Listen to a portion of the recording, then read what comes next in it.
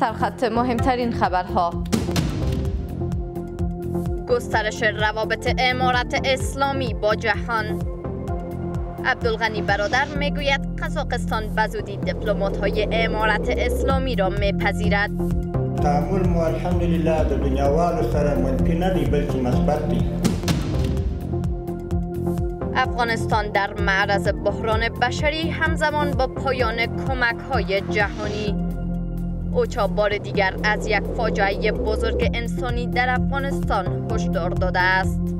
مردم افغانستان که با فقر استخوانسوز گریبان هستند بر حاکمیت فعلی نهایت فشار داشته باشد. بانوان همچنان در محراق نگرانی‌های جهان. توماس وست بار دیگر حضور بانوان و مکتب و کار را در افغانستان یک نیاز مبرم دانسته است. متاسفانه هیچ گام عملی در این عرصه وجود نداشت. از تنش‌های سرسخت دیروز تا خواستها بر پایان نبردهای امروز. گروه نظامی واگنر خواهان پایان دادن نبردها در اوکراین از سوی روسیه شده است.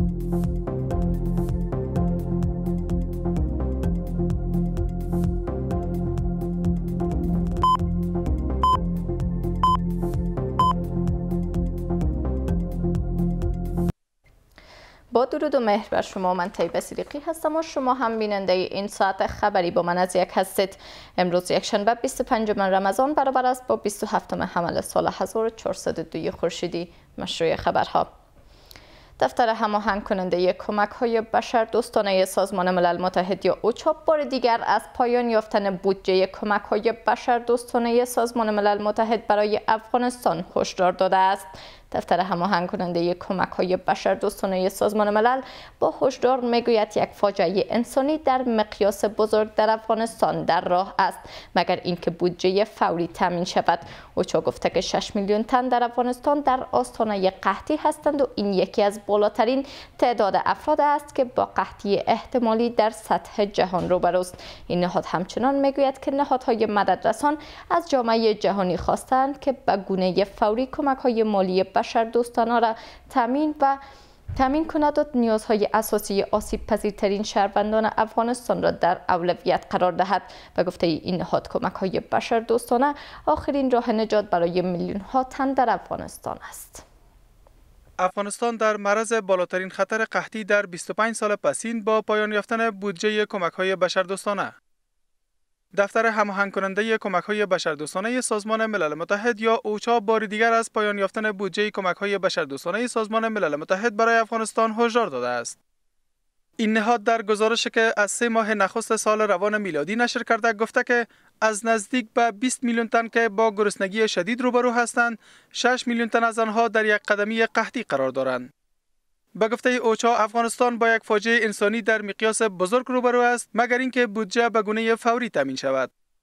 طرح واکنش بشردوستانه افغانستان در سال 2023 تا پایان 3 ماه نخست که به دنبال 4.6 میلیارد دلار بود، تنها 250 میلیون دلار دریافت کرد، کمی بیش از 5.4% از کل بودجه مورد نیاز. توانایی بخش‌های مددرسان برای حفظ سطح کنونی کمک‌ها با کمبود بودجه آن را مجبور می‌کند کمک‌های نجات دهنده خود را به میلیون‌ها تن کاهش دهند، در زمانی که ارائه کمک‌ها باید افزایش یابد معلق است. اوچا می‌افزاید کاهش بودجه درست زمانی صورت می‌گیرد که خانواده‌های روستایی ذخیره‌های غذایی خود را پیش از برداشت حاصلات بعدی در ماه می به پایان رساندند. نزدیکترین راه همی است که کمک‌های بشردوستانه صورت بگیره و به شکل جدی صورت بگیره.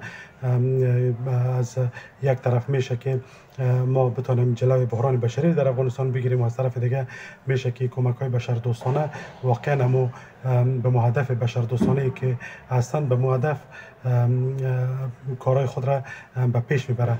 در غیر صورت عامل همین روزی که فعلا در افغانستان وضعیت هست، عامل همین وضعیت افغانستان مسبب اصلی از این مردم افغانستان نیست، همین اتحادیه اروپا است، همین غرب است، همین امریکا است و همین متحدین ناتو است. در گزارش این نهاد همچنان آمده که نهادهای مددرسان از جامعه جهانی خواستند که به گونه فوری کمک‌های مالی بشردوستانه را تامین کند و نیازهای اساسی آسیب پذیرترین شهروندان افغانستان را در اولویت قرار دهد. به گفته این نهاد کمک‌های بشردوستانه آخرین راه نجات برای میلیون‌ها تن در افغانستان است. کوشش میکنه که با اظهار چنین بیانات پخش و نشر فشار بر اذهان عمومی مردم داغ دیده و رنج دیده افغانستان داشته باشه و با استفاده از فشار بر اذهان عمومی مردم افغانستان که با فقر استخوانسوز دست و گریبان هستند بر حاکمیت فعلی نهایت فشار داشته باشه و ای که گفته میشه که کمک‌ها قطع میشه و سازمان ملل و دفاترش فعالیت خود بند میکنه، من این را بعید میبینم، چون دفاتر سازمان ملل بهترین پلتفرم استخباراتی برای غربی است که معلومات استخباراتی را از تمام افغانستان جمع بکنه. اوچا همچنان میگوید بالاترین میزان سطح سوء تغذیه حاد و متوسط نیز در افغانستان به ثبت رسیده است. به گفته این نهاد به گونه‌ای که تخمین زده می شود در سال روان حدود 4 میلیون کودک و مادر باردار و شیرده از سوء تغذیه حاد رنج ببرند.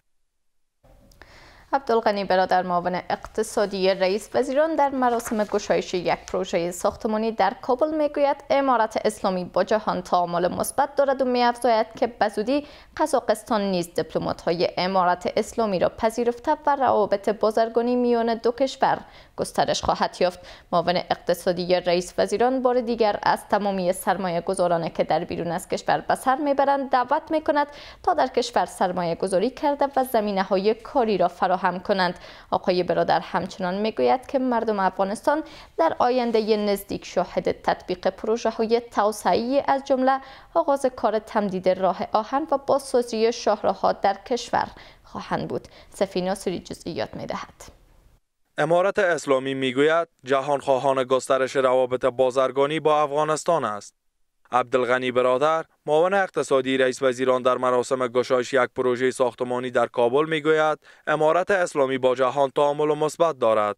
آقای برادر همچنان می‌افزاید که بزودی قزاقستان نیز دیپلمات‌های امارت اسلامی را پذیرفته و این کشور سفارت خود را در افغانستان گشایش خواهد داد و روابط بازرگانی میان دو کشور نیز گسترش خواهد یافت. دا تعامل مشترک ښکاره کوي چې موږ به په افغانستان کې خپله کنسولګري یا سفارت پرانیزو او موږ ته هم ډاډ راکړي چې موږ به په خپل ملک کې ستاسو سفیر او ستاسو کنسولګري پرانیزو. خو دا علامې د پرمختګ دي د افغانستان. په تعامل مو الحمدلله د دنیاوالو سره منفي نه دی بلکې مثبت دی. آقای برادر همچنان میگوید که مردم افغانستان در آینده نزدیک شاهد تطبیق پروژه های توسعه‌ای از جمله آغاز کار تمدید راه آهن و بازسازی شاهراه‌ها در کشور خواهند بود. خوشی دا دی چې د اسلامي امارت له حاکمیت او د امنیت په ټینګښت سره تر هر بل وخت په افغانستان کې پانګونې ته زمینه برابره شوې ده چې د نننۍ زیربنا پرانیسته د دې ښه ثبوت دی.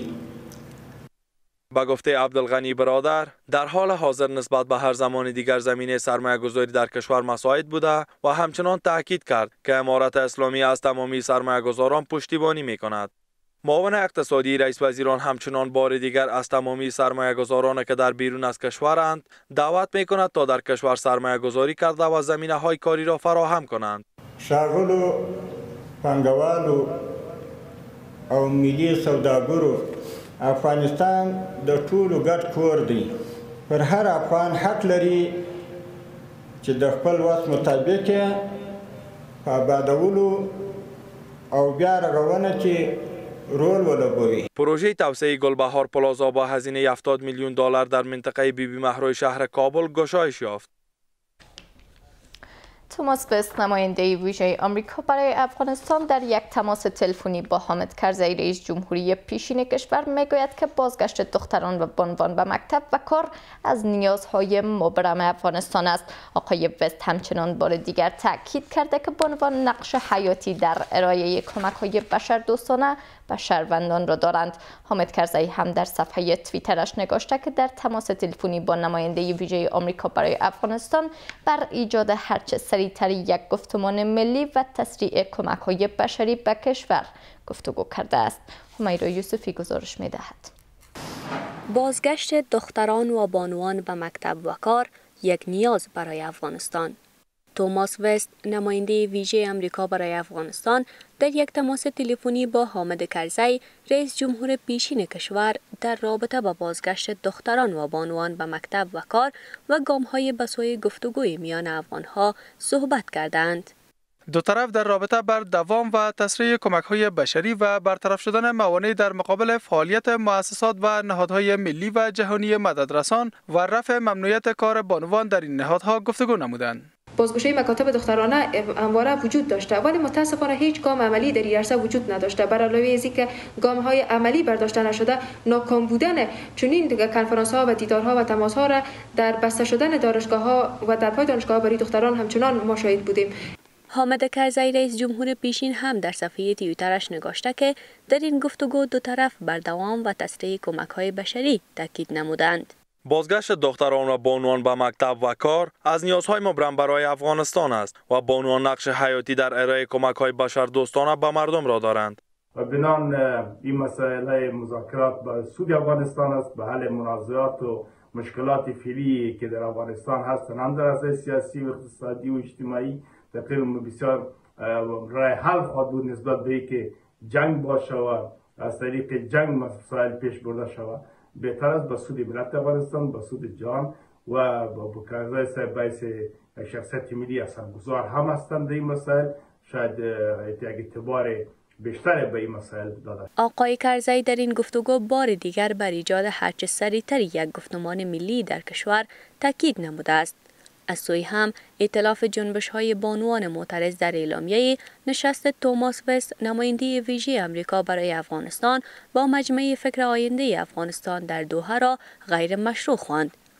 این در حال است که پیش از این توماس وست، نماینده ویژه امریکا برای افغانستان، در توییت گفته بود که با مجمع فکر آینده افغانستان که متشکل از افراد گوناگون است دیدار کرده و توصیه‌های مختلف را از شرکت کنندگان این نشست دریافت کرده است.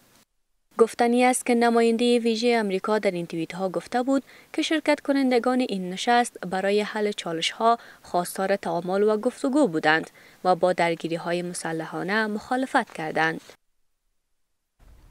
وزارت دفاع امارات اسلامی در یک خبرنامه از جذب بیش از 200 کارمند اداره‌های گوناگون به منظور عرضه خدمات بهتر در بخش‌های فنی، مسلکی و تخصصی و جلوگیری از سکتگی در امورات این وزارت خبر داده است. این وزارت در توییت گفته است که این کارمندان بنابر تکمیل شدن دوره خدماتیشان که متقاعد شده بودند با در نظر داشت قانون کار تازه در بخش‌های مربوطه‌شان جذب شدند. این گفته ها در حال مطرح می شود که وزارت دفاع گفته که متعهد به جذب افراد مسلکی و متخصص بوده و در صورت نیاز از تجربه های کارکنان خویش نیز استفاده می کند. زمینه سازی دوباره کار برای افراد مسلکی و تخصصی نظامی. وزارت دفاع امارت اسلامی افغانستان در توییت میگوید که 226 تن از افراد نظامی و ملکی که اخیراً به دلیل پایان دوره خدمت ثابتشان مجبور به بازنشستگی شدند به عنوان کارکنان دائمی در بخش‌های فنی، مسلکی و تخصصی و جلوگیری از بروز مشکل در امورات این وزارت جذب شدند. این وزارت همچنان گفته است که افراد جذب شده شامل نظامیان و ملکی‌های مسلکی با شمول خلبان‌های قوای هوایی، افسران، مشاوران، انجینیران، تکنیکران، مدیران، ماموران و کارکنان پایین رتبه می باشند. از سوی هم برخی از آگاهان بر این باورند که جذب کارمندان فنی و مسلکی می تواند در بخش نظام و اقتصاد کشور کارساز باشد.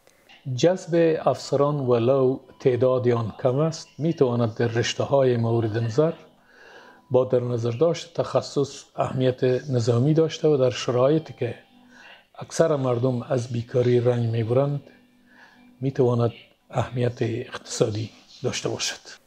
با این حال وزارت دفاع ملی شایعات پسین پخش شده مبنی بر این که این وزارت افراد فنی و مسلکی را بدون در نظر داشت قانون ذاتی بازنشسته کرده است را رد کرده و می افزاید که این وزارت کارکنان خویش را بدون در نظر داشت قانون ذاتی افسران و مقرره خدمات ملکی بازنشسته نخواهد کرد.